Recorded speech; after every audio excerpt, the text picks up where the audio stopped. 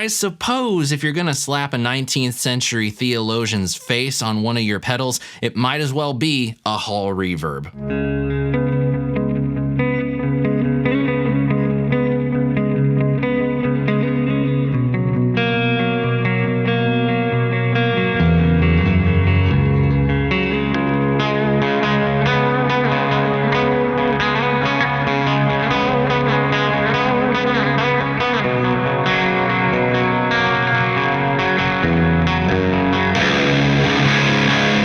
What's going on, my friends? It's your old pal Sean Pierce Johnson here, and welcome back to Stompbox Saturday. I hope you had a great week and are ready to take a look at what we have on the stomping block today. It is the Spurgeon V2 Hall Reverb from my buddy Cody and Westminster Effects. Now, some of you out there might be taking a look at these beautiful glamour shots and saying to yourself, who is this bearded cigar chomping dude on my reverb pedal? Well, Spurgeon happens to be Charles Spurgeon, who in his day, back in the 19th century, was considered to be somewhat of a prodigy preacher, someone who had incredible oratory skills and preached in front of thousands in his day. He's a pretty fascinating figure, and quite frankly, I think it's rather fitting that he is on a Hall-type reverb. That's kind of what we're getting out of this, but with its own little twist on the theme that I think sets it much farther apart than, say, your typical Hall reverb pedal. Now, I will be showing you 3 of my favorite sounds with the Spurgeon V2 later on in this video. But before we get to that, let's talk about the controls and specifications and give you a little bit of an idea of what some of the unique features are in this pedal. But before we get to that, I want to say a huge thank you to all of you that have been clicking the subscribe button lately. It's been really cool to see the number of subscribers on this channel go up every day. And if you haven't done so, please do click the subscribe button and ring the notification bell. With that out of the way, let's get down to business. The beauty of the Spurgeon is its simplicity, and of course, we love simple pedals here on Stompbox Saturday. There are 4 controls on the face of the pedal. On the left side, we have the decay, which is going to set the length of your reverb tail, the tone control, which will adjust the high-end content of that tail, REGEN, a control that is connected to the high frequencies of the reverb decay and feeds them back into the reverb engine. And the final knob is the mix, of course, controlling our wet-dry blend. Now, in between all those knobs is a 2-way voice toggle switch. In the down position, we're gonna get something that's a little bit tighter, has a little bit less space. Then in the up position, it's like we double, triple, quadruple the size of the room that we're playing in. Now, the eagle-eye viewers will probably have a bone of contention with this pedal, and the stereo mob will want to raise their torches and pitchforks when they see that, oh my god, this pedal is in mono. I don't even want to touch mono reverb pedals. Stereo is so much better. To which I will humbly ask you the question, how often do you really get the chance to play in stereo live? And with that moment of awkwardness out of the way, let's finally hear the Spurgeon V2. But before we get to the playing, let's talk about the guitar rig you're going to be hearing today. The amp of choice, the Hughes & Kettner Black Spirit 200, and the Spurgeon is going to be run in its effects loop today. From the Black Spirit 200 speaker output, we go to my orange PPC 212 cab with Celestion Vintage 30s. One of those vintage 30s is going to be mic'd up with my favorite current mic combination of a Shure SM57 and the Hilby Designs Boho active ribbon microphone. Now, there will be a couple pedals making a guest appearance in this week's episode. The first one being the Strymon Compadre in the studio mode. You'll be hearing that on all the clean tones. And when it comes to dirt, it'll be the Sonicake Rude Mouse, a cool rat-style distortion that I did a demo of some time ago. If you want to check that out, link in the top right corner of your screen. And with that out of the way, time for Spurgeon. First, I want to just show you the difference between the up and down position on the voice toggle. Now, I'm going to leave the controls fairly neutral, but up the mix a little bit so that we really hear the decay. First, the down position.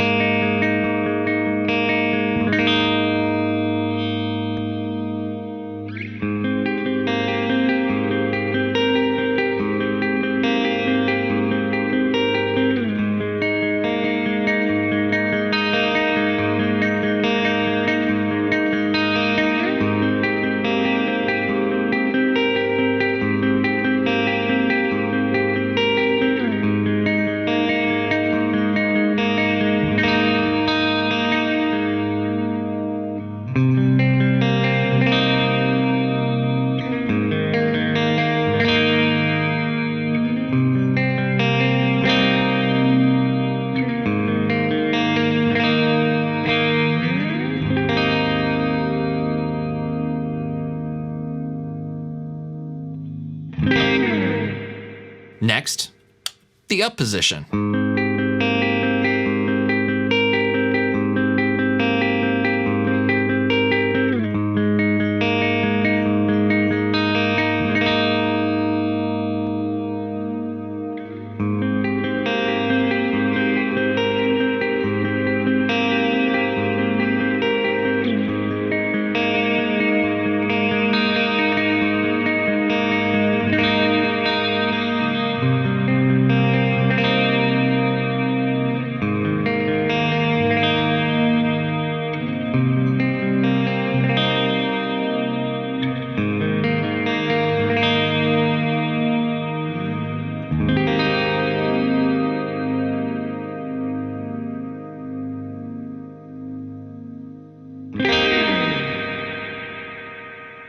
Something that I find unique about the Spurgeon V2's reverb sound is the presence of early reflections.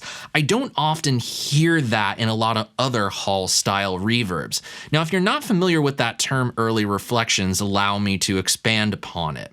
You can essentially look at early reflections like a single repeat slapback echo that sort of smears itself into the decaying reverb. You can even do this in your own home. Go into your bathroom, clap once, and you can kind of hear this little repeat happen almost immediately after you clap. And then you'll hear the ringing of the reverb in the tile room. It's a really interesting thing, and it's always present. It's just that in certain environments, it blends more than in others. Concert halls are no exception, and I'm actually quite glad to hear it in this reverb. It's kind of a unique sonic signature. But with this idea of a sonic signature in mind, let's check out what this REGEN control does to the reverb. I'm just going to turn it all the way down and turn it all the way up, and we're going to hear it in the down position and the up position. I think this is going to be a lot of fun. I already know it's going to be a lot of fun, so go have some fun, and we'll talk later.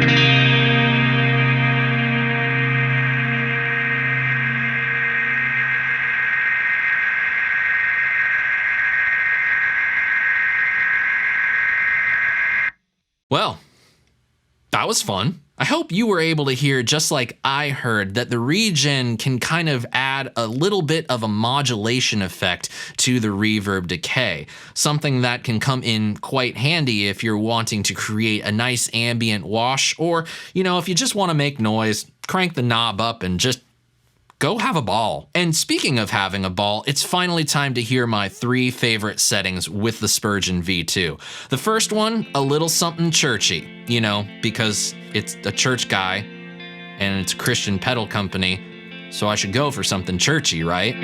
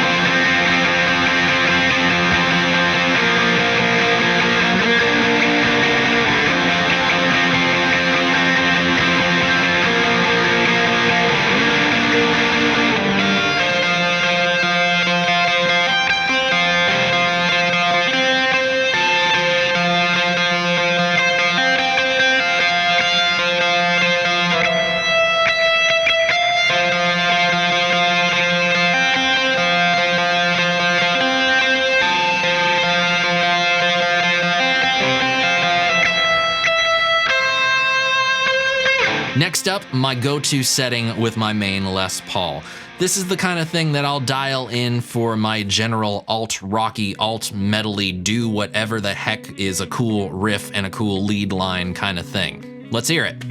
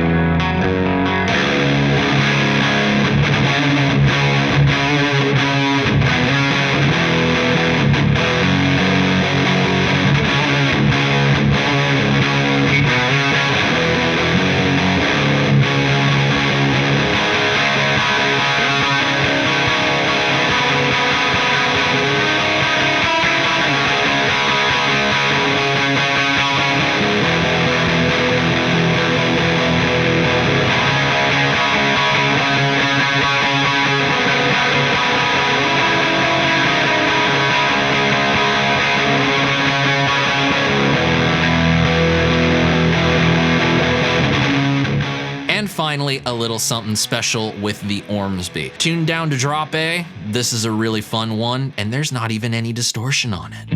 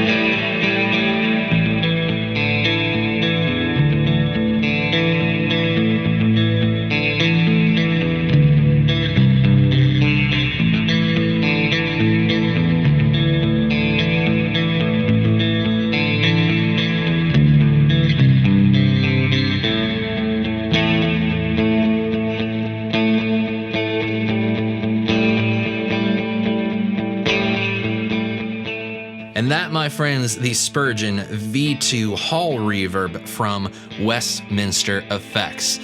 Leave it to Cody to pair this guy's name and image up with a Hall Reverb, which is actually highly appropriate. I think Spurgeon, hearing him preach in a hall was probably a highlight back in the day. So I totally get why his name and his image are on this pedal.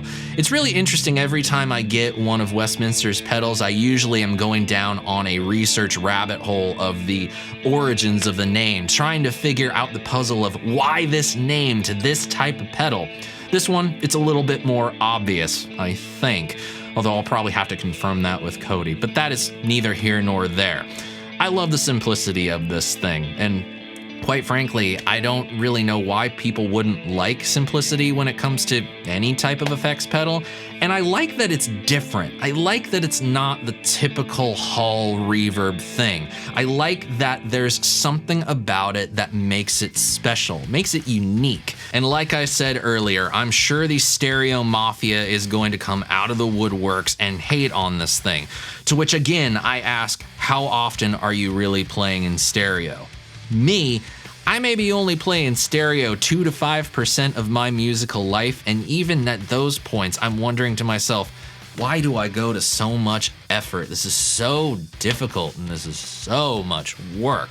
So I just end up playing mono anyway. I enjoy the Spurgeon V2 reverb. If you are looking for a Hall style reverb with a little bit of a twist, this is one to take a look at. And thank you again, Cody, for sending this to me and letting me check it out and show it off to all of you. I hope you enjoyed this video as much as I enjoyed making it for you. And if you did, there are a few things that I would love for you to do to help support the channel. Click the thumbs up and give this video a like, share a link to it with a friend of yours that plays guitar, and of course, click the subscribe button and ring the notification bell. You can also now use my SWEETWATER affiliate links in the description box below. Buy whatever you want, and I get a little cut to help fund the channel and keep the content train rolling.